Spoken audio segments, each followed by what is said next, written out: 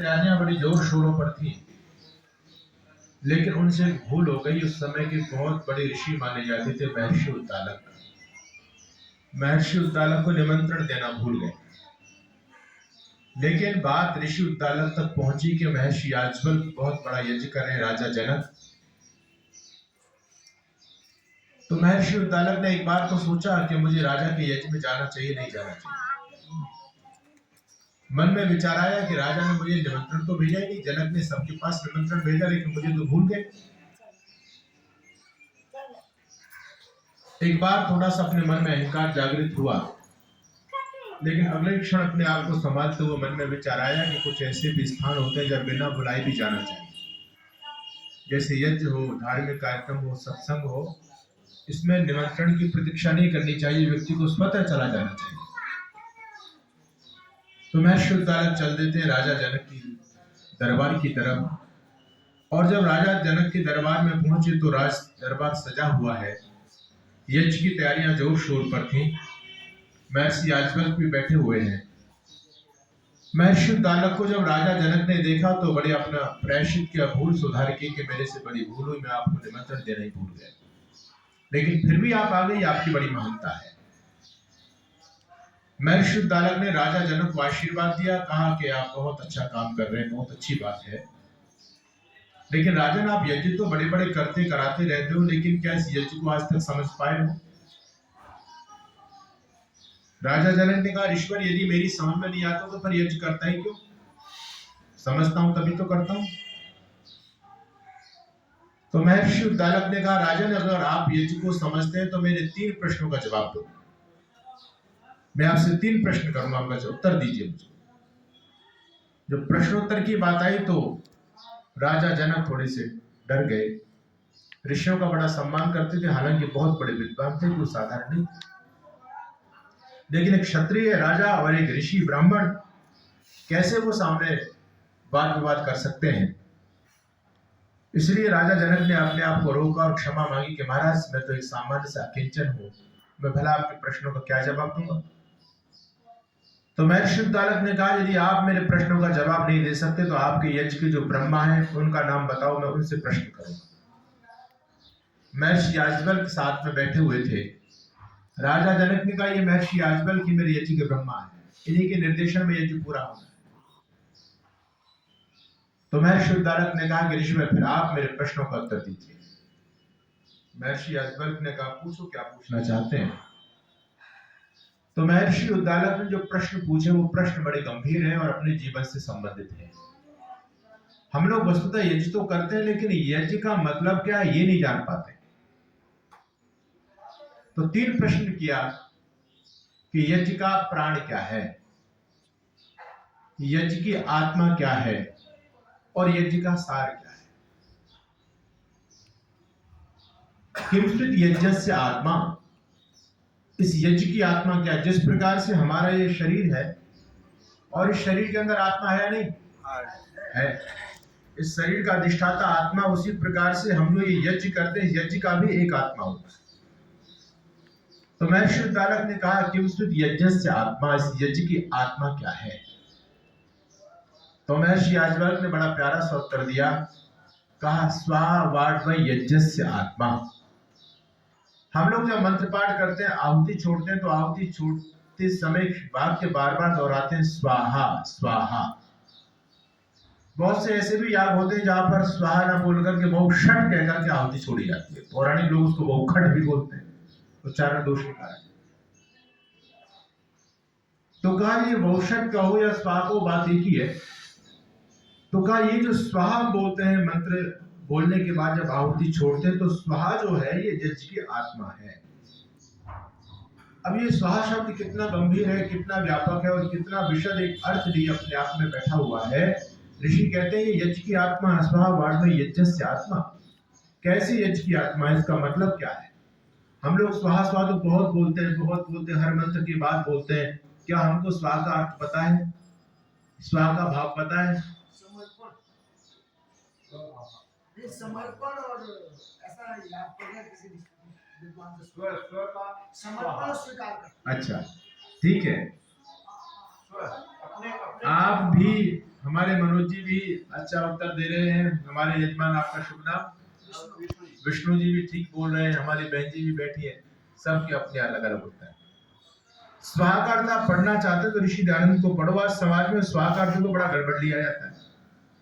अभी गर्मी का समय आएगा, कोई आग लग जाए तो कहते हैं उसकी दुकान में आग लगी और इतने लाख का माल जल करके स्वाहा हो गया, स्वाहा यानी भस्म हो गया। किसानों के यहाँ आग लग जाती, बोले इतना गेहूं जल करके स्वाहा हो गया, इतना भूसा जल करके स्वाहा हो गया। स्वाहा का मतलब क्या मान लिया? भस्म हो जाना, नष्ट हो जाना। ये स्वाहा का मतलब हम लोगों ने माना है। लेकिन स्वाहा का अर्थ ऋषि आनंद बहुत अच्छा करते हैं और बहुत सारे अर्थ ऋषि ने किए हैं स्वाहा के, शास्त्रों में भी मिलते हैं। लेकिन उन्हीं अर्थों से संगत एक बहुत सरल सा अर्थ मैं आपके बीच में करता हूं। ऋषि ने कहा कि जो अपनी आत्मा है, आत्मा में है, वैसा ही वाणी से बोलना, परोपकार करना। इस प्रकार से ऋषि बहुत विशद व्याख्या स्वाहा की करते हैं। स्वाहा में बहुत बड़ा भाव छुपा हुआ है। अगर आप इस स्वाहा शब्द को समझना चाहते हैं तो इसके दो अर्थ होते हैं, बड़े प्रासंगिक, बड़ी मार्मिक अर्थ हैं इसके। और आप इसके अर्थ को समझना चाहते हो तो एक बार आप सभी मेरे साथ में मिलकर के स्वाहा बोलिए। बोलिए स्वाहा। स्वाहा में कितने शब्द आए? सु आ।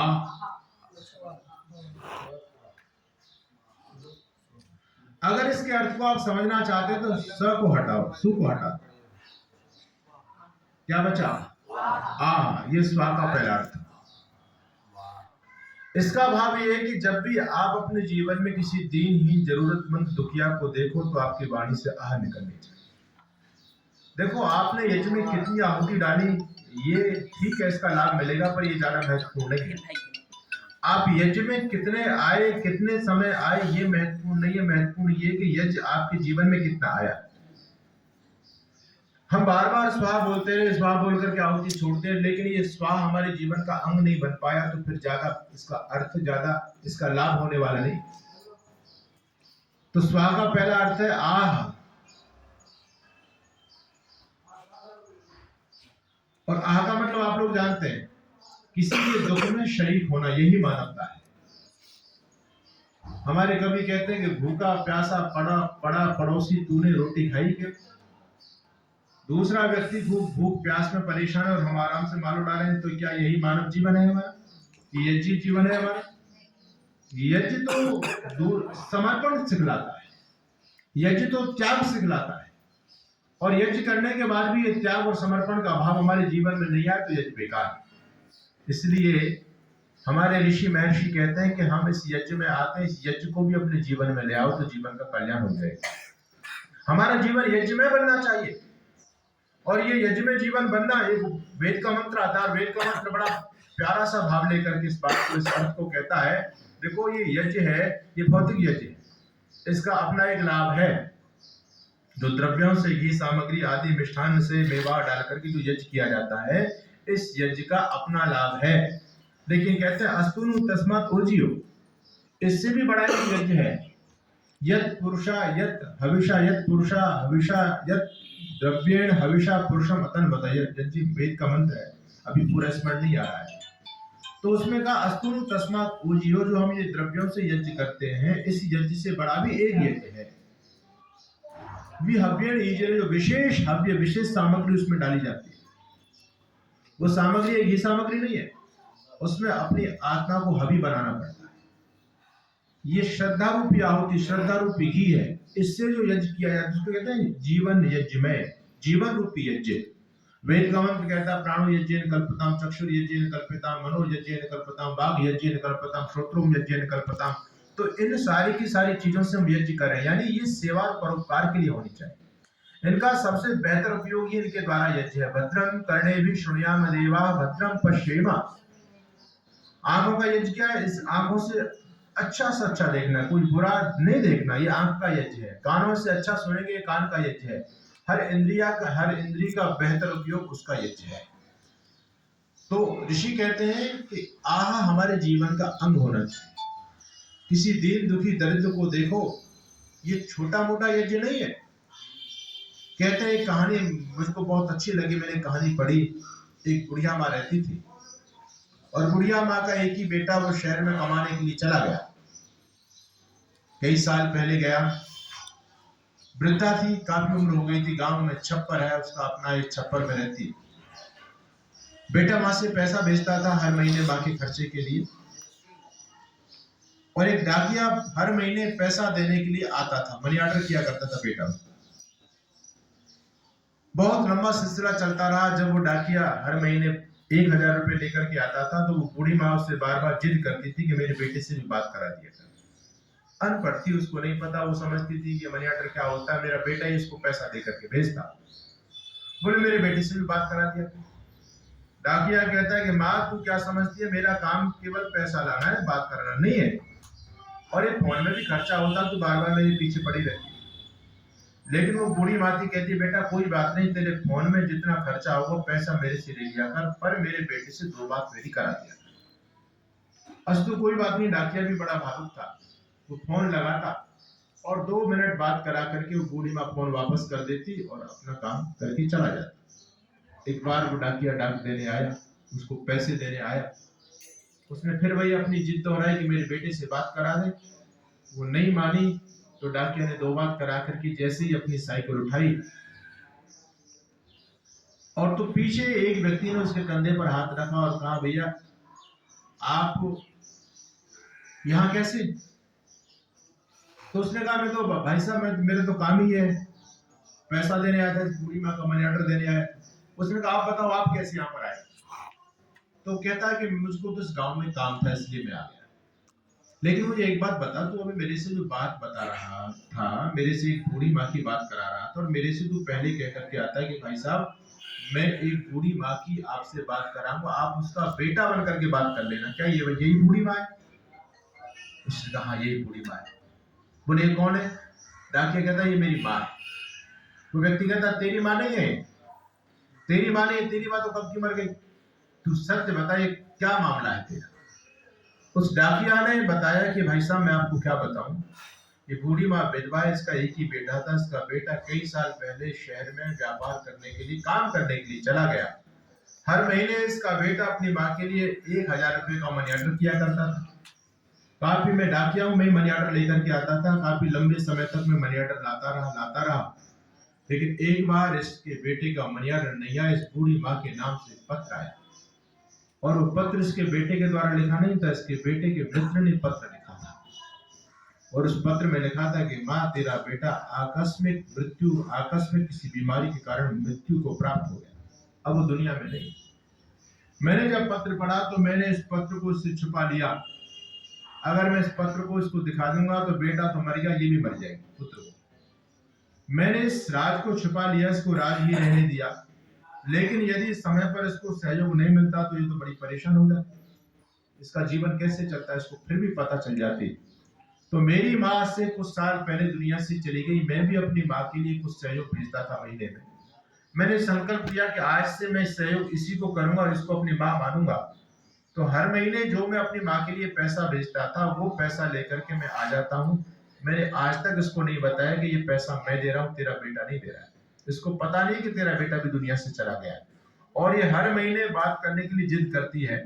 तो भाई साहब मैं आपसे पहले कह के आ जाता हूँ कि मैं फोन करूंगा, एक बूढ़ी माँ से आप 2 शब्द 2 बातें कर लिया करो, उसमें इसका मन बहल जाता है, ये भी खुश रहती है और इसका जीवन ठीक ढंग से चल रहा है।